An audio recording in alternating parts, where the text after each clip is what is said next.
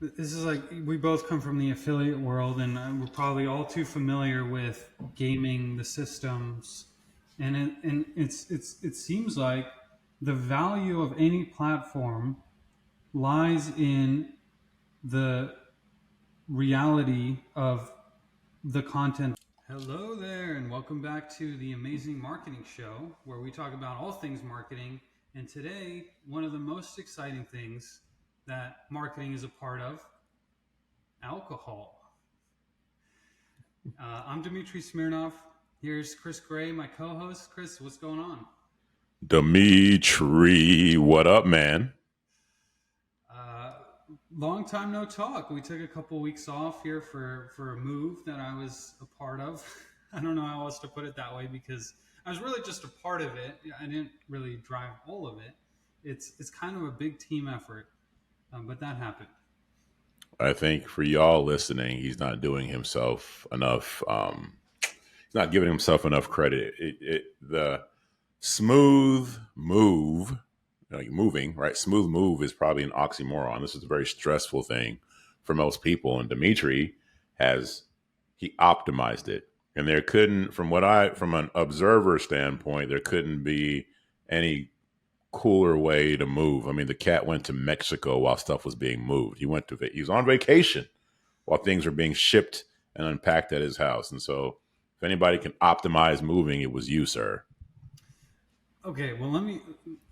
I kind of have to share the story now because I didn't just come up with this idea out of thin air. It was about 10 years ago, and I was living in Maryland. I just graduated college, started working on a startup, and the guys we were living together. There's a couple guys in San Diego. Um, I was living with another guy in Maryland, and we're going to join them in San Diego. And so we rented this really nice apartment, and it got fully furnished. And all we did was fly in and show up, and it's just set up and it's ready to go. And I remember that feeling. I was like, wow, this is unlike any other move I've ever experienced. This was living the high life. That's how you move. You just show up, and it's like you just show up to an Airbnb or something. It's like it's ready to go. And it's got all your stuff.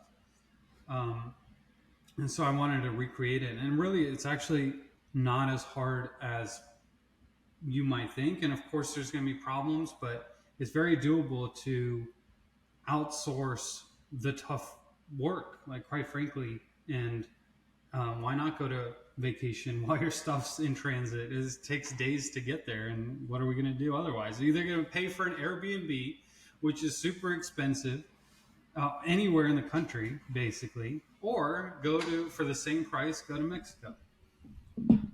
Well, I think it was the whole premise behind it, the way you approach it, even from a mental standpoint. And one more thing, not to beat this topic down too much, but one thing we noticed when I was talking to you about moving, it seems like everybody tries to put their moving frame on you. Like moving has to be stressful, and so they'll try to transfer that frame to you. And you did a good job of just rejecting that, like Matumbo, that whole frame, and I'm not having it. Yeah, No, no, no. no, no. That is, it is an engraved frame that it seems to just be permeating our society as a whole. It's just be afraid of moving. Be Yep. afraid. It's hard. It's the worst thing you can do. But I mean, if you think about it from your friend asking you to move and bringing couches down 3 flights of stairs into a truck and then moving them back up 4 flights of stairs, like they don't even have an elevator. And then at the end of the day, you get paid in a pizza slice that's cold. That's not the best experience. Yeah, moving doesn't have the best branding by any means. That now we have another topic for another week because I was thinking about my movers that I hired and the branding that they were doing and the services that they were providing. And there was a really interesting topic where uh, moving is so much more than just taking stuff from one place to another. It's as a mover, you have to figure out how much stuff is it going to be in terms of pricing the job. How much is it going to be? Are they going to have to do any packing? What materials do they need to bring? How much time is there for it? How many guys do they need to bring on? And I guess there was some discrepancy between my expectations, the movers' expectations. We had to talk it out over the phone, which I'm really glad we did, and settle on like extra payment for this or that. That would be Mhm. fair. And it just got me thinking in the business mind of like what else they could have done in advance, during, and after to make it an even better experience for them as well as for me as the one who's paying, the customer. Well, I don't know who they were and whatever, but shout out to them for being able to have that discussion with you and it go well according to what you're saying. Because I've heard some horror stories, even stories where people would keep all the movers kept all their possessions on trucks for like weeks. Wow. So yeah, horror stories out there. I'm glad that you weren't a part of that. Yeah. Well, shout out to Big John from DFW. Big That's how we're John. raised. Yeah, we figured it out. All right. So this week we've got a little segment, Chris, that you're going to intro with a tool that I think you've been up and down and up and down, and tell us the details about it. Yeah, we've talked about perplexity, right? So yeah, you got Chat GPT out there, and then perplexity is starting to be up and coming. And I was bullish on it, then I was like, yeah, bearish. Now I'm back to bullish, and one of the reasons I am bullish on perplexity in and using it with Chat GPT is this week I got a bunch of crap done around my house. I had to put running boards on my truck so I could step up on it. We had a valve that was leaking, so we had a sprinkler head that was just had a bunch of water around it because it had a broken valve. Um, had an issue with my AC unit squeaking, and then my garage door was hanging a little low so that the car antenna wouldn't clear. I got all that shit done this week, and usually it's very frustrating for me to do that because I'm working, got a family who has time to research stuff, read reviews, call, compare prices, this, that, and the other. And so what I did was I went to ChatGPT and told ChatGPT to, hey, I need you to act like a home service review expert in the Fort Worth, Texas area, whatever my prompt was, something like that. So I would condition ChatGPT on how I wanted to act. Then I would tell it, hey, according to reviews, this, that, and the other, who are the top 5 mechanics in the Fort Worth area, right? My prompt was a little more detailed than that, but that's essentially what it was. I did that. Now, when you go to Perplexity, you don't really have to condition. Perplexity is more for research. It researches what was said on the internet. It could research reviews like Yelp. It could research Google reviews, all that, just like this. Okay. So ChatGPT had a prompt to tell it how to act. I gave it the prompt. It gave me its top 5. Then I went to Perplexity and took the prompt from GPT, just the prompt, and put it in Perplexity. Again, you don't need to condition Perplexity. Told Perplexity, according to every single thing said about every mechanic area in this Fort Worth, Texas, or any mechanical business, or you know what I'm saying, auto mechanic shop in the Fort Worth area, who are the best? And my prompt was a little more detailed than that, but the same thing. And so now ChatGPT gives you 5, Perplexity gives me 5. Now I can cross-reference who's at the top 2 of both these lists. I'd start there. And then my research is done because ChatGPT's done all the work. Perplexity's crawled the entire internet for anything said about any auto shop in the Fort Worth area. Then I would just call them and boom. I did that for every single task I needed to get done this week. I had a great week with all these companies I worked with. And you, Dmitri, are a homeowner. This is not how it goes. We had an AC unit installed about this time last year, and it was the biggest kick in the balls ever. It sucked, and to this day, it sucks. And that company sucked. They just sucked, right? And we've had that happen over and over again. So this week to call so many different services, but have a high likelihood of getting a company that knew what they were doing based on the data that was out there, based on what was being said, was huge. And Perplexity helped me significantly with that. And so now it got me thinking about data, because again, I wouldn't have got a hold of these companies if it wasn't for data. And I came across a very interesting article, and I'll summarize it like this. There's this company that builds apps for other businesses. And the point of building these apps is, one, to engage customers for the company, but also to gain data on that company's customers, use that data to feed it back to the company so they can better serve their customers. One specific example is Don Julio Tequila. This company is building an app for Don Julio Tequila. It'll be on the Apple Vision Pro and some other things. And it's a cool app for people who are into Don Julio, into tequila, this, that, and the other.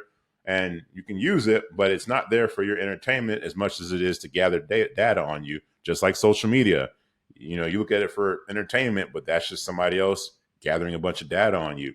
So it got me thinking about a lot of things, Dmitri, when it comes to gathering data, period. On one hand, it helped, perplexity was huge for me this week. So many things done around the house and just in the matter of 5 minutes of research, right?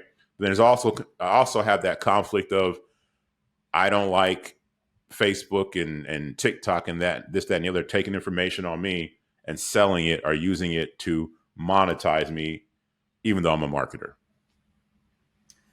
The experience that you had with Perplexity reminds me of the stories that I read about when computers were first coming up. And now follow along with me here is that um, in the 60s, you had to use Unix to interact with your computer. Um, then I think it was, well, it was kind of Windows, Microsoft, and Apple coming out at the same time, but they became huge because they introduced a platform where people can interact with a computer through the user interface that was simple. They created the desktop where, and it's like so obvious to us now that you have this desktop on your screen, but that was revolutionary at the time. It's this now interface that's personified or easy to use for people. And from what it sounds like, the way you used Perplexity is it's now this new user interface for people to actually be able to interact with the internet. Yeah. So it's like it's this in between because the internet's too much. It's, it's like even just finding reviews. There's so many different platforms, but Perplexity might be that new user interface that, and then we can be so much more efficient in using the tool, which is the internet. So that sounds exciting. That is a great point. And that's exactly what happened. Where what would have taken me, I don't know how much time, because I would have been looking at multiple companies and calling them and price quoting and this, that, and the other. Perplexity cut that down by researching anything and everything that was said about the sprinkler companies near me or the garage door companies near me, and then the auto shops near me. And now this is also amazing to me, being one of our businesses advertising for home services. A lot of our keywords have the near me term. Google is where most of that is happening. So now I think I'm a little ahead of the game because your everyday person is not using Perplexity to get their sprinkler systems fixed. But I think it will lean that way where Google itself or whoever it is, there'll be a tool that just does it for you. And hey, according to everything on the internet, these are the top 5 companies in your area for this service. And me, as a marketer who does near me type stuff, me and my business partner have to be cognizant of this.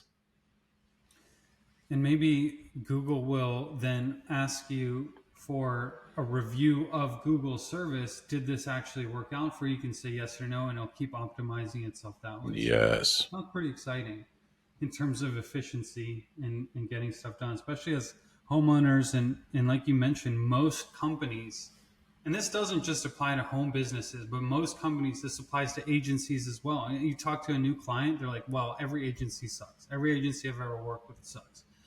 Like, yeah, well, that's kind of, it's not every agency. There are diamonds in the rough, so to speak. So hopefully we're going to be able to find that. I am concerned a bit, although this is already a problem, but how are reviews and statements and all that going to be verified that they're real, and then there's going to be probably some transition where um, bad actors are going to make their business look better than it really is for a while. But But with this review system, and actually, I want the interesting topic of reviews in general. I mean, we're talking about 20 years ago. You would never know the review of anything. Like, if there's a restaurant, I'm going to go try it, and it's just it's my review. Um, Movies, I have to go to one guy, Roger Ebert, in the newspaper or whatever. But now there's so much feedback on everything. I think that that's there's companies out there who specialize in getting reviews for you and stuff like that. I think that let's look at Perplexity. Perplexity analyzed Reddit, Yelp, Google, whatever it is to find the reviews, and it was able to get to these pages because they're relatively public, right? It's not a walled garden. I think that's the term. I get that one confused. Now you have a walled garden like Facebook. Imagine the data on the companies near me in Facebook, and then Mhm. imagine what Facebook could do with that if they opened up. Because a Google review is cool, but like again, the AC company that I worked with last year has great Google reviews, and they suck. You can kind of game that. That can be game now, but you can't game things that people are saying in forums and on Reddit and Facebook and stuff like that. And so I think, well, you can't game it right now. I mean, you could if you. It's not being gamed right now, I should say. Nobody's intentionally going super hard, or not many people are intentionally going super hard with fake reviews on Reddit and Facebook and this, that, and the other. It's usually on Amazon or Google, the big ones.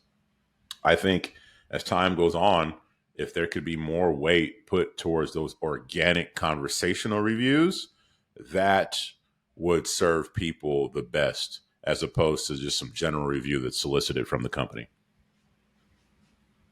This is like we both come from the affiliate world, and we're probably all too familiar with gaming the systems. It seems like the value of any platform lies in the reality of the content that's on there, meaning it's real people having real conversations. Whichever platform can keep that going is going to be valued more than one that gets taken over, like potentially Google reviews or Amazon reviews. They you can't really trust them at a certain point. I, I think now I'm thinking about Netflix used to have reviews on on every piece of um, content that they put out, but I don't remember seeing reviews lately, and I think it's because maybe a lot of them were getting bad reviews, and then people weren't watching them. So in their case, they already have you stuck on their platform, and they don't want you seeing reviews. That's a really good point. It used to be where you could see it was something like reviews, where you basically look at a movie and could tell that a lot of people didn't like it, so you would just pass, and that ended up being a lot of the movies on Netflix, and so you just end up passing on them. So that was kind of smart in there. From there, I think now they just tell you your likelihood to enjoy it based on the history it has on what you've watched, something like that. Yeah, something like that. It's so hard. I can't even pick anything on Netflix ever because all I get is the the movie trailer. Or, I mean, not the trailer, the poster. Like when you're trying to scroll through quickly, you just have the name and it's like it's not enough information. And hopefully, something like Perplexity can plug into Netflix, or Netflix themselves does this, or like I can opt into it where it just gives me a summary that's custom to me that will make Mm. sense to me. That would be very nice, and I would actually put more hours into watching Netflix if they did that. That's a really good point because I think Perplexity could, like, if you put a prompt about what was on Netflix, Perplexity could crawl IMBD, whatever that is, and Rotten Tomatoes and tell you all this stuff, but it's not custom to what you enjoy. So Perplexity knew that, hey, Chris is into action stuff and action anime and whatever else. It can then tell me based on this, these are all the shows he would likely watch. That would be very useful. That's a really good point. Yeah, well, and it would show the shows you're likely to watch, but also give you an explanation. I think this can be translated or taken into any small business that is thinking about their marketing. Is what is the explanation to whatever it is that you're trying to produce. Like, well, somebody gave me the example. I think it was in a landing page optimization course or Ask Me Anything, where I think it was Matthew Stafford was saying how people, when you're putting out on the checkout and you're asking for email and you're asking for phone number, give them an explanation as to Yeah. why you're needing that. You need the email to send your order confirmation. Oh, okay. Let me give you my email. People are, speaking for myself, somebody asking for my phone number online, immediately put my fake number on. But if you explain it to me, we need this so that we can verify your free gift or whatever. It's like, okay, let me put in my phone number.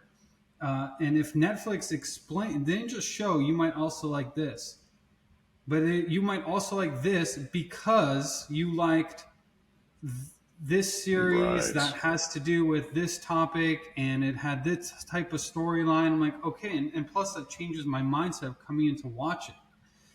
And I would be willing to watch so much more. Dude, you saying that, going back to the article, it takes me back to the article. And one of the things I was thinking about is like what customers want isn't always necessarily what they need. And so again, this app doing research on customers, a customer can tell you all day what they want, but then the app data would tell you what they really need, which led me to think that most of the time we don't know what we want. Um, and so the pro to these companies gathering data on us is that they can help sell us what we actually need because we don't know what we want. So my question to you is what has been your experience in selling customers what they want versus what they need, or what are your thoughts on that whole concept? I think the difference, the real difference, is what customers actually want versus what they say they want. Now, the difference between want and need, I guess that's more of a product differentiate. Like, do they need a fridge to keep their food cold so it doesn't spoil? Yes. Do they want the one with the special ice maker?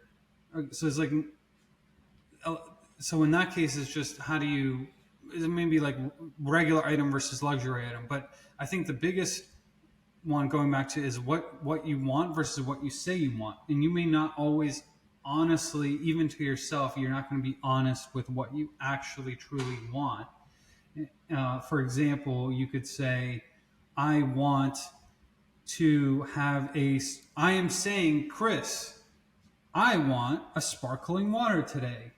But in reality, I want a Don Julio. I'm just not being honest about it. I want you, there's like this social pressure, maybe potentially, and it could go the other way, by the way. I Right. want a sparkling water, but I'll take a tequila because that's the social pressure. Um, yeah, I mean, what do you think about that? Yes. And yes. And to add to that, um, I don't think that we always, I'll use my story. I used to be terrible at dating. Like in high school and all that, it was easier because I played sports and people knew me and blah blah blah. That helped, right? Then I go to college and I'm not the big dog on campus by any means. Nobody knows me. Actually, I have to actually talk to women and be interesting. Imagine that. And I wasn't. I wasn't. I would find every single way to sabotage any scenario. I didn't know what I was doing. And so there was this one story, Dimitri. I'll be really quick. I was at a bar. Probably told you this before. I'm going to tell everybody. I was at a bar by myself. I used to teach, and this was the summer, and I had nothing going on. It was a random Wednesday or Thursday night. Went out to the bar, and I'm like, "Hey, man, I'm dressed up. I'm going to try to meet some girl or whatever." And I'm at the bar having a drink. I see this girl dancing. I'm watching her. Right, like get enough drinks to get the courage to walk up to her and talk. And I have the drink, the third, fourth drink at that point. I walk up to her in a really small voice. I'm like, "Hey, hey," I forgot what I said. Something stupid like, "Hey, you got a man?" or "Hey, you want to dance?" Real soft, real dumb. She's having to lean in to hear me and all that. And she leans back and quite loudly says, "You need to work on your game." And then she walks over to this guy and starts like twerking on him while she's maintaining eye contact with me. I will never forget that moment. The very next day, I went home, Googled how to meet women. It was David D'Angelo document came up. Shout out to Eben Pagan, changed my life. But Eben, he and in that whole like pickup artist world, what they were selling you is like basically how to have sex, right? They're selling you how to meet girls, and that's all the marketing. But when you get the material, it's like, hey, actually, you just need to be confident. And here's how you display confidence. And here's how you work on confidence. So to me, I thought I just wanted to know how to pick up girls. But no, really, Chris, you just need to work on yourself and believing in yourself and being confident in yourself. And so I am living testament in that scenario where we don't know what we want. We think we know what we want, but there's something else we need to get what we want. Yeah, that reminds me of the I think the common issue that a lot of us face in the U.S. in 2024 is we're always or many of us are chasing more and more money, but what are we going to do with the actual money? Are we going to hold it in cash and like bathe in it, and that's what we really wanted? No, it's probably the goods and services that those that money provides, or maybe it's the security that the money provides that we really wanted, but we don't even think about it. It's just, and maybe this is even a like an instinctual thing of we just need to accumulate as much as possible forever, and without thinking about what it is that we truly want.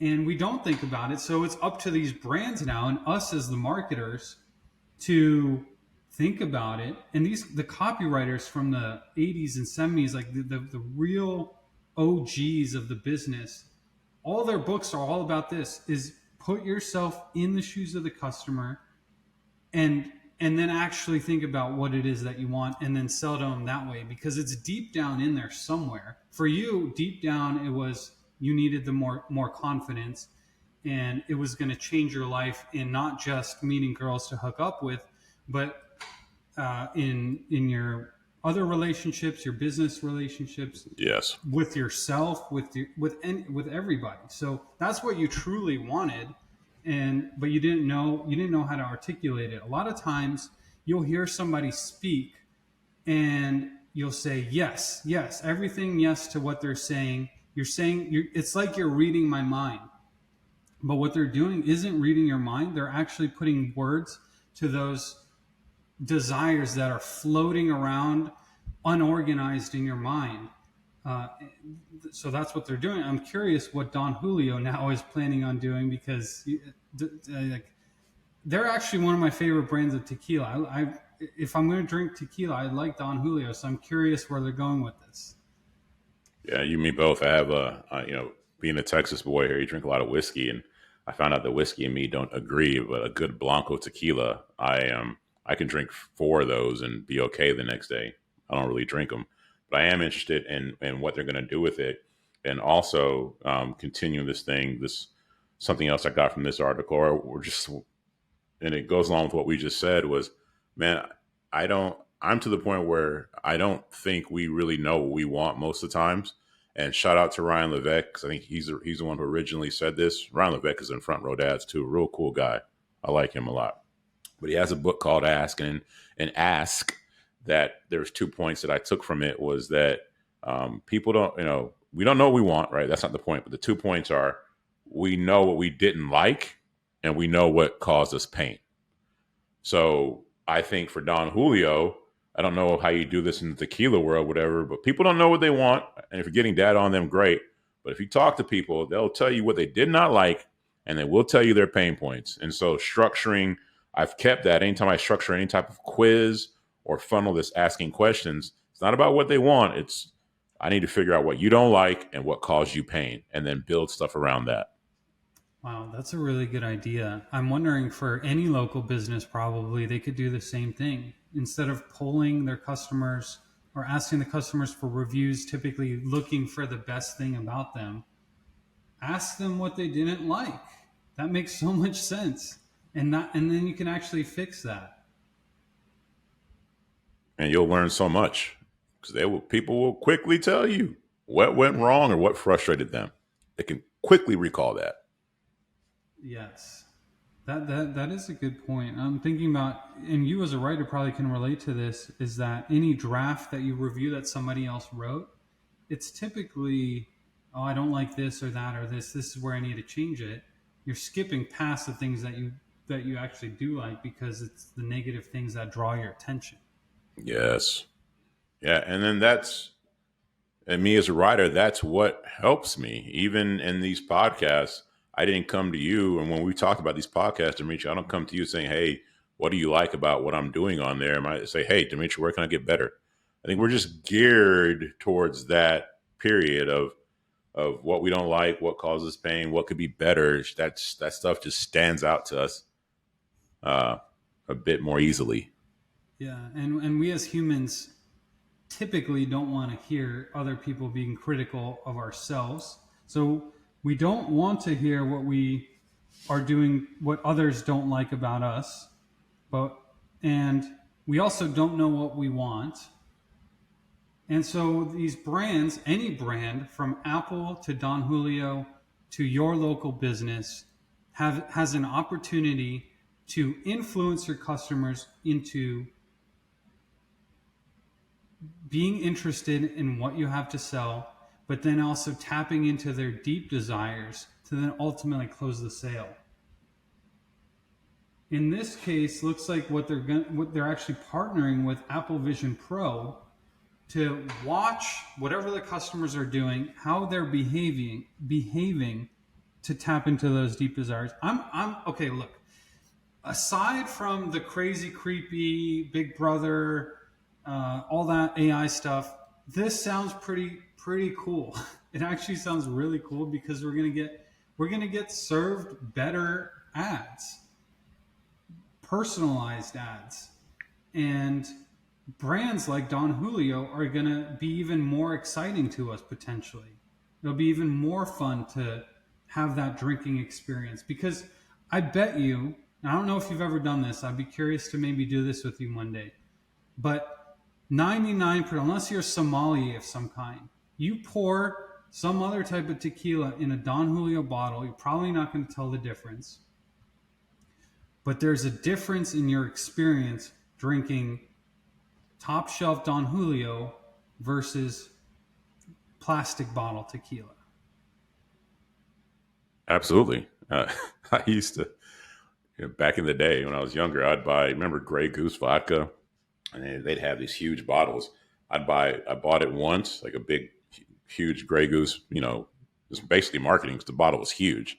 Then I'd go buy like some $20 Svedka vodka, two of those, fill it up. And at the party, we had this big thing of, of Grey Goose, and it was a deal because you had to pick it in two hands, and it was experience, and it's Grey Goose, and that absolutely added to the vibe of the party because we're all drinking Grey Goose out of a huge bottle, not Svedka vodka. The whole placebo effect is real, man. Dude, that is very real. And if you go on eBay right now, you can find any empty bottle that you want, and some of them go for hundreds of dollars. By the way, if you want Casa Azul Extra Añejo, the black bottle, it's going to cost you probably $150 just to have an empty bottle, because probably people want to put it on their shelves, social proof. Look, I had one, I drank it, it happens to be empty. Or like in your case, which we're just going to enhance this party, and I think, um, which is like I think kind of okay for like college age type of Yeah. experiences. At some point, you don't want to get caught. You don't want to get caught doing that. Yeah, it was okay back then. Now, absolutely not. And it's funny you said that about the whole, you're bringing up the liquor thing. I was looking at articles, I think 2 weeks back, a bunch of restaurants in New Jersey got busted for serving bottom shelf liquor in top shelf bottles, like a bunch of them. You know? I was talking to a restaurant owner, owns several restaurants in DFW, and it was like they cooked us an amazing seafood and steak meal. It was lobster and steak that they serve at the restaurants. And side note, it was just a funny side note that I thought they're like, Yeah, after we get home, we just eat cereal and microwavable meals because they're so tired of cooking, even though all day they're serving this amazing food. But what they were saying is that you can get away with saying your food is grass fed or organic or all that stuff, and it's not because it's so difficult to check. And I hope nobody who owns a restaurant is thinking of doing that. That's really unethical. But they can get away with it. But the alcohol board is actually very strict, and it's very dangerous because you'll get your license taken away and never comes back. It's I never thought about how easy it is to game, the food part. You could just say grass fed, grain finished steak, and how's anybody, unless you just all you eat is steak and you just know the taste better than I don't anybody in the even world. know. I Yeah, I don't think get. you can know. Mm-mm. Yeah, there has to be some kind of paper trail, like prove this is from this farm, and like it's a tough system. And I hope that we as a society can figure that out because I would rather eat the grass-fed organic steak than the random other stuff. On a transitioning, but staying within the topic, I have a question for you.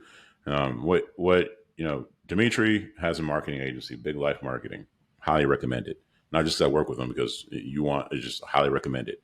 But one of the unique things about your agency is you're not really. It's like you're an agency, but an agency masked as a consulting business. Going back to customers think they need marketing, and they work with you, and they find out that they need a business consultation. Right. That's kind of what Yes, ends up happening here with your company. And so as a result, you don't just help with marketing, you help with all the stuff happening on the back end, right? You don't charge enough. And so then as my thing to you is when I come in as a copywriter, just on the copywriting end, I'm not talking about what people want. I'm looking at what's causing them pain. What are they trying to run away from? What keeps them up at night? All the pain points. So you, Dimitri, when you're helping your customers and you're helping their overall business, how do you go about addressing or uncovering their pain points and what they don't like versus what they're telling you they want? it's so funny that you mentioned this because just today I had a meeting with a client who was asking me a very specific question that was related to data. It's like, can you show X over this period of time? And like, okay, that's a simple request. And I think if you're an agency that even does that, you would just fulfill the request. And what I do, I think that's different, is that I say, "Oh, you asked me this question, but why did you ask me this question? What is it that you want to show or prove with this answer?" And it just uncovered this whole thing related to financing and inventory, and even that has a deeper uh, evolution to it. But at least taking one step forward is critical because then it changed the whole context of what they want. And the specific question that they ask is relevant, but not nearly what I think that they need. So now I'm going to be researching something quite different from what they requested. So yeah, and that's learning more about what the customer wants. And I think a lot of customers, and if you guys are running agencies or you have any business, your customer sometimes just communicates to you based on what they expect your type of business to be able to do. Like if you came to a restaurant, and if you came up to McDonald's and ordered a medium rare steak, that would be insane because that's not what they do. But but like if you come to a really fancy restaurant, depending on the restaurant, some chefs are kind of crazy and they're like, you only can have this one way, the way I do it. But if you come to a really fancy restaurant where stuff is expensive, you can literally order whatever it is that you want, regardless of the menu. You don't even need a menu. You just say, give me this, and that, and they'll make it for you. So I think teaching your customers what you can provide for them help you understand what it is that their desires are. You just dropped some gold there that I will be taking, and it was timely for my week as well. We had a company, we have a company who hired a marketing manager, and she is very green. But as a marketing manager, she needs to prove her worth, right? She needs to prove why they gave her this job. So she watches YouTube and comes to me with very green questions, but very aggressive on getting answers. And stuff doesn't even matter, but she needs to prove her worth. Anyways, she asked me for this report on what are the keywords we're going after and what is the CPC on them. And I think that, keywords will be irrelevant here soon enough. And we run our ads a bit different to where we're using Google to kind of tell us what's going on versus any which way. My point here is what I got from that is instead of like responding to her and giving her this report that's going to take my assistant a bunch of time to, or some time to do, I should, I could have been like, okay, yeah, we can do that, but why do you want that report? What are you looking to learn? So I think you dropped some gold in, meeting the customer's need by saying yes, okay, but then why? It's that whole going 4 or 5 layers deep with the word why. And I think that if you own an agency and what Dmitri just dropped is gold, because I could have used that this week and it probably would have changed the entire context of this very green question that at the end of the day is not going to be helpful to her business or ours. I think you can also, this has happened to me with one of my clients in the agencies too, is that and this changed the way I run the whole agency. Since then, this was years ago. But the normal way of running an agency used to be, or still is in many cases, where client tells you, get me this ROAS, get me a 3x ROAS, or get me a 5x ROAS. And then the agency's like, okay, I'm going to get you the ROAS. First of all, in platform ROAS is ripe for, what's the right word? Is like, it's ripe to show what's not real. Number one, like you think about Google, you can get a much higher ROAS on a branded search than on a cold prospecting ad, right? So if you have to hit a certain ROAS, you're going to go after traffic that already exists, or it's like remarketing, view through, all that type of stuff. The question, and so back to this client, they gave me this ROAS target. 6 months later, they fire their CFO because it turns out the business was losing money the whole time, even though we thought we were making money. Ever since then, a company gives me a relative target, and I ask them, why is this your target? It's so simple. And a lot of times they don't have an answer. They have no idea why, because that's just what people do. People want a 3x ROAS. People want a 5x. But if you're not looking at what's your margin, what's your overhead, how much are you looking to grow? Are you looking to take profit? Because if you're looking to grow, you can't take as much profit. You have to reinvest that back into more ad spend. If you care about getting from 0 to 100 miles an hour fast, you're not going to take profit. But if this is a lifestyle business for you, it's like, hey, grow, but at a minimum, I need to take this much cash off the table every single month. Now I know exactly what you want, and I'll build your marketing strategy to give that to you because that's what you want. So asking more questions, I think, regardless of the business that you're in, if you're Don Julio or a home contractor or an agency, just keep asking more questions until you get people to answer their true desires. I love it. I think if there's anything to be taken from today's conversation, I think this is one of our more robust conversations when it comes to tactics.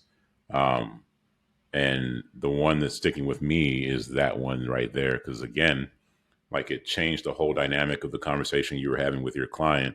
That would have changed the whole dynamic of the conversation I was having with my client. And I'm going to go back to her and ask her, hey, we got this report for you, but why? What are you going to do with it? Or just why? How is it going to help you? And then go from there. Go from there. Yes. Yes. Yeah, and you could be right about, some people just like to show reports because it's doing something. So she might give you a kind of a BS answer. And Home services, bro. It's like I had a meeting with somebody earlier. Andrew Pincock from Driven. Love Andrew. Shout out to Andrew. We were talking about some BJJ stuff, and The BJJ practitioners, the guys who own gyms, remind me a lot of our of the home service guys. These guys are just operators. You're good at HVAC, you're good at plumbing. You decide to open a business, you're a terrible business runner. Same thing. You're good at jujitsu, good at teaching it. You're a terrible businessman, right? And so these people end up running businesses. They hire, in the case of the home services, this business person doesn't know what they're doing. They hire this marketing person who doesn't know what they're doing. This person needs to act like they know what they're doing, and this person needs to act like he knows what he's doing or she knows. So Yeah. it's rampant in that community. Yeah. Yeah. Well, I gotta be honest, and that's happened to me too, man. It's like I think it's just we just learn that way sometimes. Yeah, yeah. Well, Chris, after this little break that we had, it's so good to see you and talk to you, and looking forward to getting back on schedule. Love this stuff, man. I appreciate you, Dmitri. Bye. Peace.